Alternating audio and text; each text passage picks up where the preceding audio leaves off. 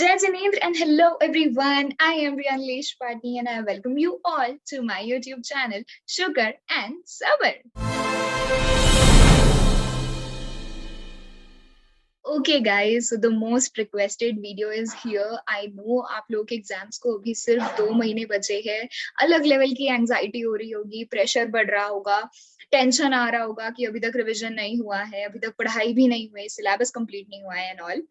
But please understand the fact कि अगर ये करना आसान होता, if it was easy, everyone would have done it. CA का पासिंग परसेंटेज 15 आता है, मतलब इस साल 15 आया, हर साल तो उससे भी कम होता है. तो just know and just understand the fact कि will it be easy?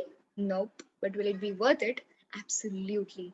Because what comes easy won't last and what lasts won't come easy.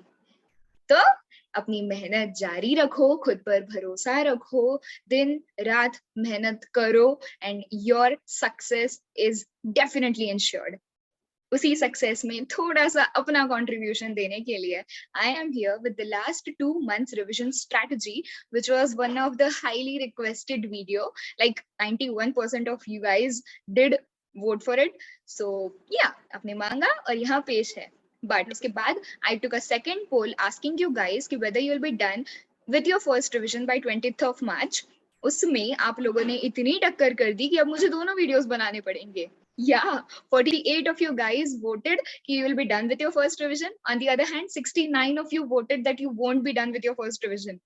तो जो वो 69 लोग हैं, do not get upset. ये वाला वीडियो वो 41% बच्चों के लिए, वो 48 ऑफ माय को लर्नर्स के लिए है.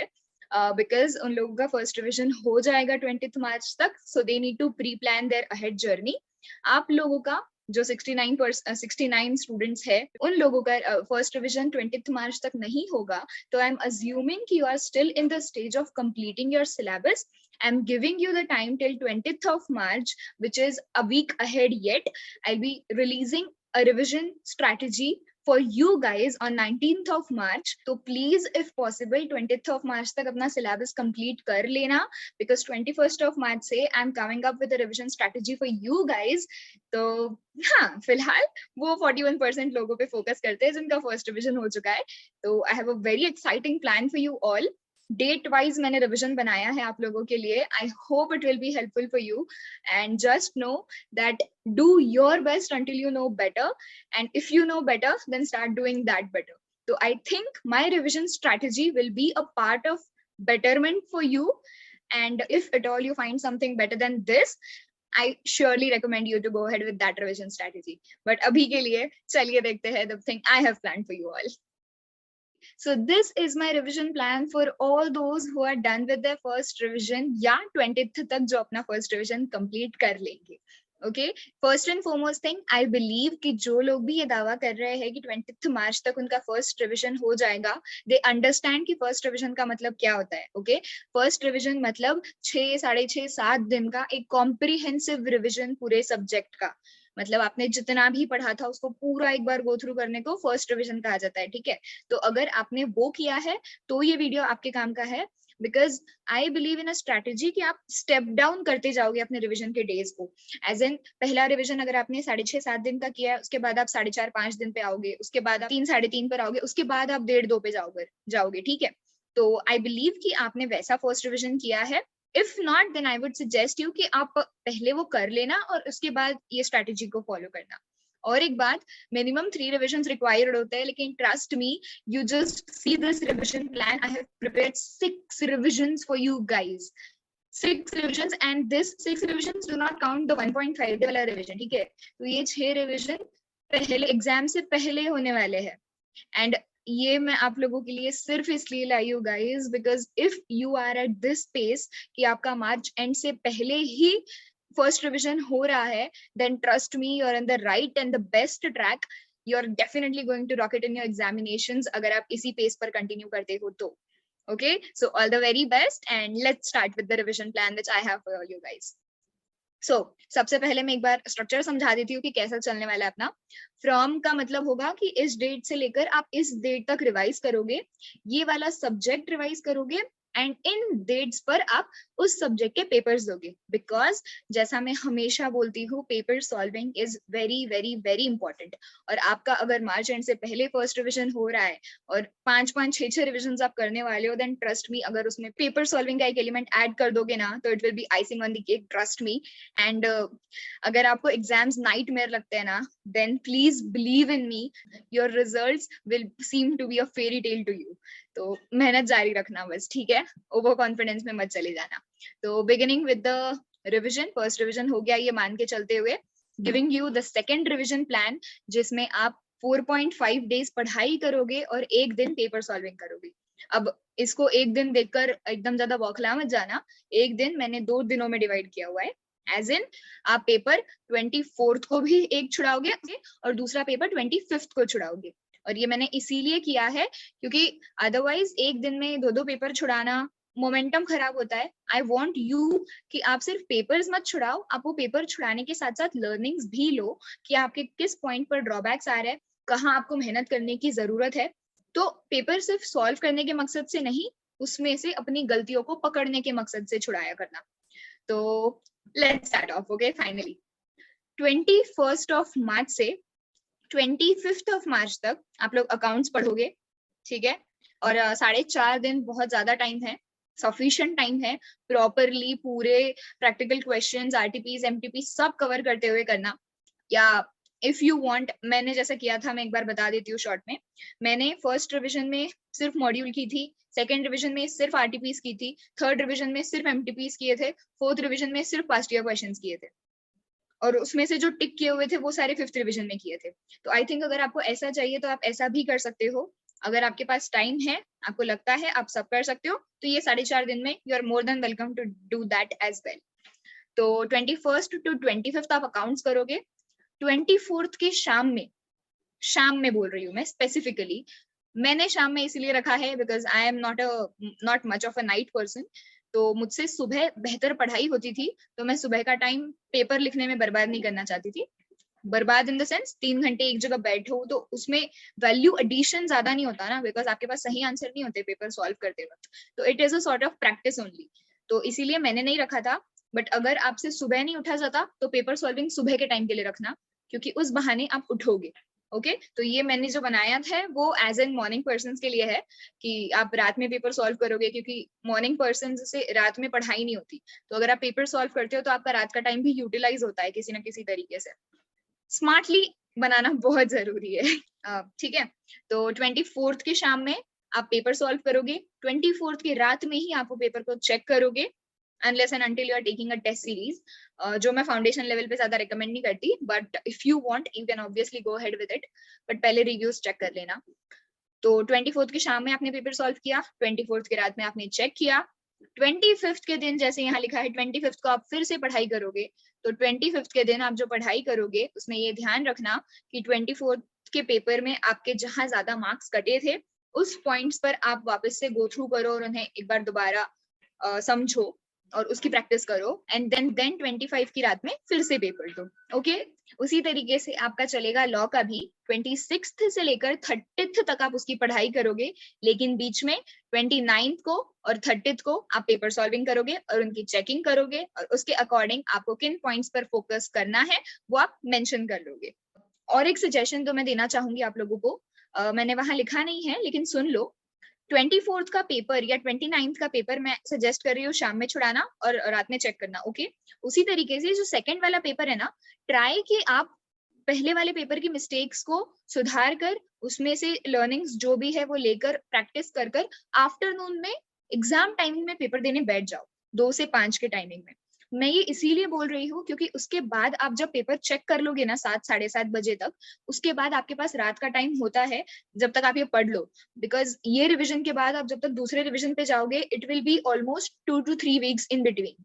तो मैं नहीं चाहती कि आप अपनी गलतियों को भूल जाओ, तो एक बार उसे रिविजिट करना जरूरी है। इसलिए बोल रही हूँ फर्स्ट पेपर शाम में, सेकंड पेपर आफ्टरनून में, फर्स्ट पेपर की चेकिंग रात में, सेकंड पेपर की चेकिंग शाम में, एंड देन उसका रिवीजन जो भी पॉइंट्स पे आपको लगता है आपको मेहनत करने की जरूरत है वो।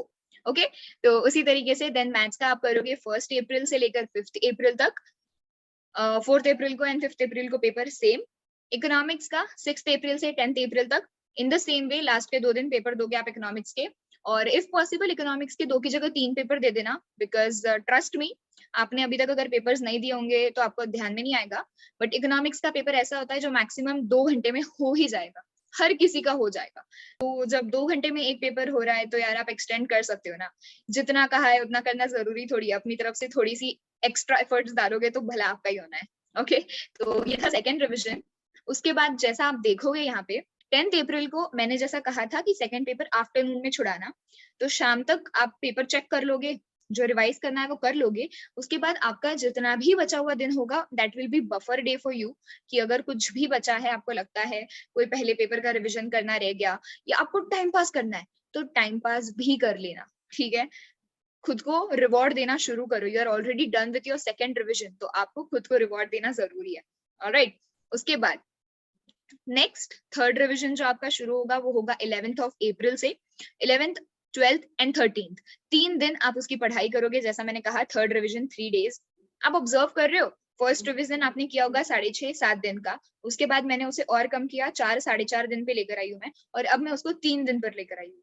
ये मैंने इसीलिए किया है ताकि आप उस 1.5 डे के लिए प्रिपेयर हो सको, आपको समझ आए कि 1.5 डे में क्या कवर करना जरूरी है और क्या नहीं है। ओके, इसीलिए मैं टप्पे टप्पे से उतार रही हूँ, तो उस हिसाब से करोगे तो I think it will be beneficial, at least I did it that way. तो 11, 12, 13 अकाउंट्स करोगे।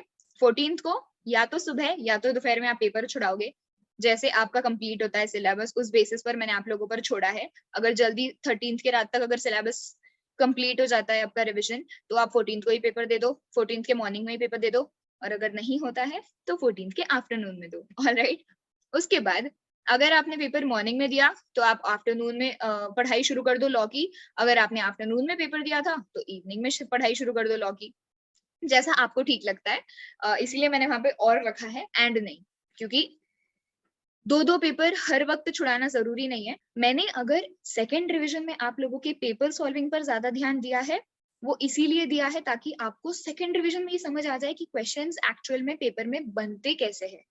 ठीक है, एक बार वो ध्यान में आ गया तो थर्ड रिविजन में अब आप पढ़ाई पर ध्यान दोगे। ऑलराइट, अपने पढ़ाई को उस तरीके से शेप करना कि अब आप एग्जाम सॉल्विंग के लिए तैयार हो सको। और फिर भी मैंने एक पेपर सॉल्विंग का स्लॉट यहाँ इसीलिए रखा है ताकि आपके हाथ को लिखने की थोड़ी आदत रहे। ऑलराइट, और paper solving proper exam environment में टाइम लगाकर प्रॉपरली बैठना। ओके, इसी तरीके से फिर आप लॉ की पढ़ाई करोगे, लॉ का रिविजन करोगे 14th, 15th एंड 16th को, और 17th भी। अब क्योंकि यहाँ आफ्टरनून में आप पढ़ाई शुरू कर रहे हो तो आफ्टरनून में जाके आपके 3 दिन खत्म होंगे, इसीलिए मैंने सीधा आफ्टरनून का स्लॉट दिया है पेपर सॉल्विंग के लिए। जल्दी होता है तो वेल एंड गुड, नहीं होता है तो इवनिंग का भी स्लॉट अवेलेबल है। तो उसी तरीके से कैरी फॉरवर्ड हो रहा है बस, कि मैथ्स का आप 17th April, 18th April and 19th अप्रैल को करोगे, एंड 20th का आधा दिन भी करोगे, because you can C 20th के इवनिंग या नाइट का पेपर सॉल्विंग का स्लॉट है। ऑलराइट, एंड देन बचा, अगर आपका दिन बच जाता है, आराम करो, बफर डे समझो उसको। अगर सब हो गया है, सब एकदम प्लानिंग के हिसाब से चल रहा है, छुट्टी ले लो, अगर नहीं हुआ है तो कवर अप कर लो। फिर उसके बाद है 21st अप्रैल से लेकर 23rd अप्रैल तक आप इकोनॉमिक्स की पढ़ाई करोगे। इकोनॉमिक्स का पेपर आप दोगे बाद में 24th के मॉर्निंग में या आफ्टरनून में, जब भी जैसा भी आपको ठीक लगे। Moving ahead, fourth revision. आप देख रहे हो कितने ज्यादा रिविजन हो रहे हैं आपके, और ये अभी तक हम अप्रैल के मंथ में ही है, मई में भी जाकर 23rd को आपकी एग्जाम्स होनी है, तो you are still a month before your examination. बच्चों का फोर्थ रिविजन एग्जाम वाला रिविजन मिलाकर भी नहीं होता।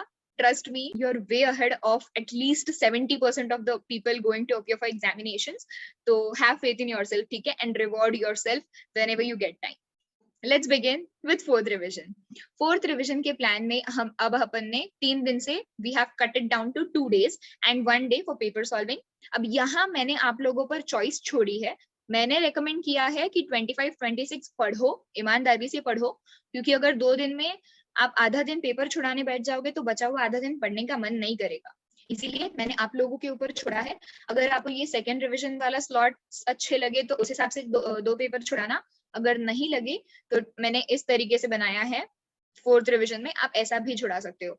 एज इन 25th और 26th को आप अकाउंट्स की पढ़ाई करोगे, रिविजन करोगे, 27th को सुबह आप पेपर छुड़ाओगे, आफ्टरनून में चेक करोगे, फिर इवनिंग में पेपर छुड़ाओगे और नाइट रात में चेक करोगे और आराम से सो जाओगे।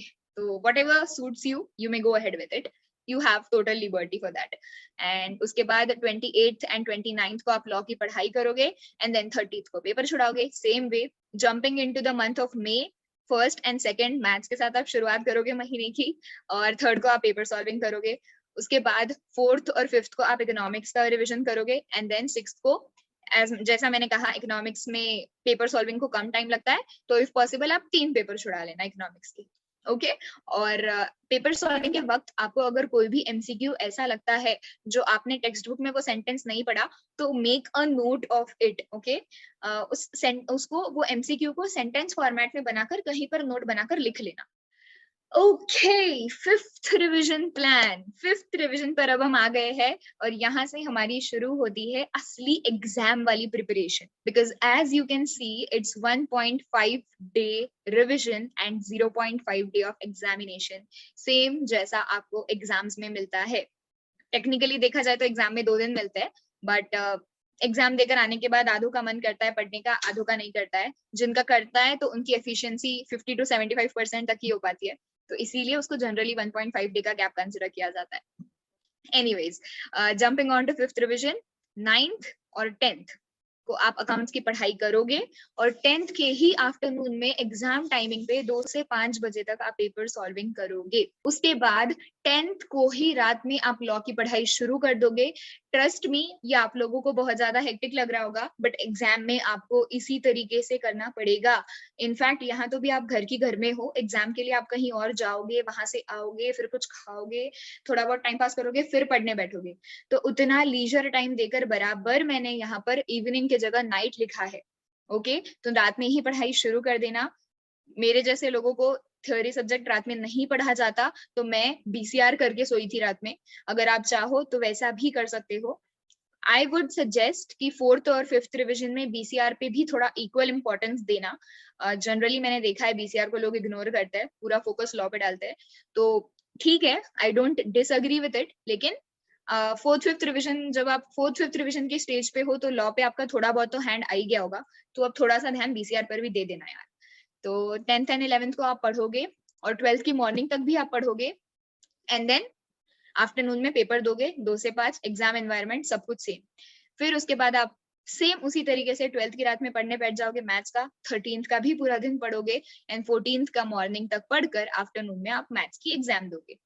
फिर again 14th and 15th economics और 16th के आफ्टरनून में पेपर दोगे. ऑलराइट, 16th के आफ्टरनून में पेपर देना है, आफ्टरनून में दो.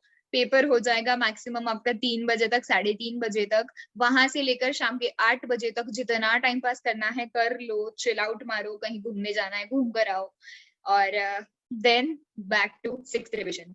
इनफैक्ट अगर आपको चाहिए तो यहाँ पर आप 16th का डे पूरा ऑफ ले सकते हो एंड 17th के मॉर्निंग से पढ़ाई करने बैठकर 17th के नाइट में इकोनॉमिक्स का पेपर दे सकते हो.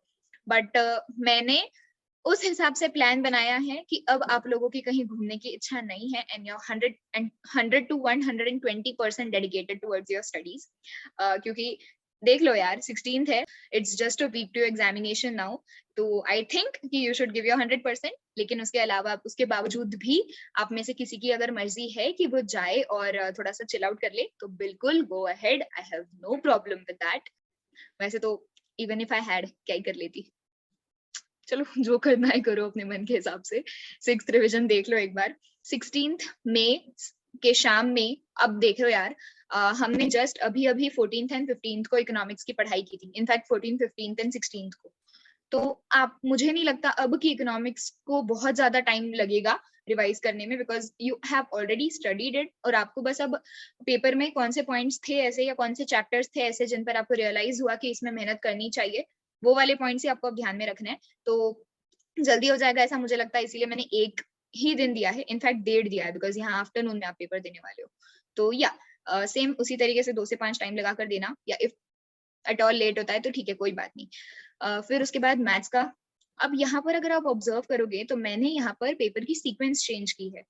तो जैसा मेरे अपकमिंग वीडियोस में भी आपको पता चलेगा कि मेरी हमेशा से स्ट्रेटेजी रही है कि जो आपका लास्ट रिवीजन होता है वो आपके फर्स्ट पेपर के साथ कोइंसाइड होना चाहिए. तो आपके लास्ट रिवीजन का लास्ट सब्जेक्ट वो होना चाहिए जिसका पेपर सबसे पहले है. थिंक आप में से कितनों को ये बात समझ आई, बट जिसको आई उसके लिए ठीक है, जिसको नहीं आई छोड़ो हटाओ। तो 17th, 18th एंड 19th आप मैथ्स की पढ़ाई करोगे और 19th को सुबह-सुबह ही पेपर दे दोगे। 19th की दोपहर से आप पढ़ाई करना शुरू करोगे लॉ के लिए। अब यहाँ 6th रिविजन में मैं बीसीआर की पढ़ाई करना रिकमेंड नहीं करती हूँ, क्योंकि एनी व्हिच वेज आपने 2 बार कर लिया, अब ठीक है, बीसीआर इतना भी ज़्यादा नहीं है कि आप उसमें पढ़ोगे।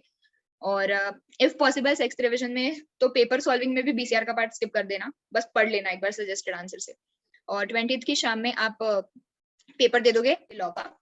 उसके बाद 20th का पूरा टाइम आप 7 बजे के बाद का जितना भी टाइम होगा आपका पेपर सॉल्व होने के बाद का, चिल आउट मारो। एनी व्हिच वेज सिर्फ 60 मार्क्स का पेपर सॉल्व करना है, जल्दी हो जाएगा। रिलैक्स करो, बिकॉज अब से आपकी असली हसल शुरू होगी। 20th के इवनिंग से लेकर 21st के दोपहर तक रिलैक्स, लेकिन 21st के दोपहर से जो आप पढ़ने बैठोगे, उसके बाद आप गलती से भी लॉन्ग ब्रेक्स का नहीं सोचोगे, चिल आउट का नहीं सोचोगे। ट्रस्ट मी, आखिरी 1 हफ्ता रहेगा यहाँ से, जीत जान लगा देना अपनी। ओके, तो 21st मई से लेकर 23rd मई तक आप अकाउंट्स की पढ़ाई करोगे, ऑब्वियसली, क्योंकि 23rd को अकाउंट्स का पेपर है। तो मेरे आगे आने वाले वीडियोस में आपको ये भी रियलाइज होगा कि मेरी सबसे बड़ी गलती यही थी कि मैंने अकाउंट्स को भी 1.5 डे ही दिया, ओवर एस्टिमेट कर लिया खुद को बहुत ज्यादा अकाउंट्स को लेकर, तो उसकी वजह से मेरा सबसे ज्यादा लोएस्ट स्कोर अकाउंट्स में ही रहा। तो I won't recommend it to you, क्योंकि टाइम दे पा रहे हो तो दो। तो यहाँ पर आप 21st के आफ्टरनून से लेकर 23rd के आफ्टरनून तक अकाउंट्स की पढ़ाई करोगे। चाहिए तो 21st के मॉर्निंग से भी शुरू कर दोगे आप, आई नो, क्योंकि एंग्जाइटी उतनी होती है। तो somewhere around you are giving 2 to 2.5 days for accounts preparation, which is more than sufficient I guess, after these many revisions at least. उसके बाद 23rd, ऑब्वियसली अब ये फाइनल रिवीजन तो आपको समझ ही आ गया होगा, अब ये 1.5 डे है यार, तो समझ जाओ कि ये 1.5 डे वाला गैप है जो आपका होता है हर एग्जाम के बीच में, because you have your papers on 23rd, 25th, 27th and 29th। तो उसके बीच बीच का जो रिवीजन का है, बस वही लिखा हुआ है एज इट इज वहां, final revision. So yeah, so this was all about the revision schedule which I had for all of those 48 students जिनके लिए मैंने सोचा नहीं था वीडियो बनाने का, but because you are so huge in number and I did not want कि किसी ने अगर मांगा है और मैं वो प्रोवाइड कर सकती हूँ तो भी ना करूँ, बस इसीलिए I thought of making this video and I am here with it as promised. I hope it was helpful to you and you will definitely follow it and share it to all those who may need it. और भी अगर मैं कुछ मदद कर सकती हूँ तो please let me know down in the comment section. I will be happy to help you all with anything you may want. You are on the right track guys, just keep going. उसके अलावा भी जो मुझे common questions आ रहे थे कि कैसी पढ़ाई करनी चाहिए, कहाँ से करनी चाहिए एंड ऑल, तो डोंट वरी गाइज, जैसे ही ये 2 months रिविजन स्ट्रेटेजी आती है for those who are not done with the first revision, उसके बाद I will be starting off with a series subject wise strategy for CA foundation और उसके बाद for CA intermediate as well. I hope कि आपको वो भी helpful रहेगी।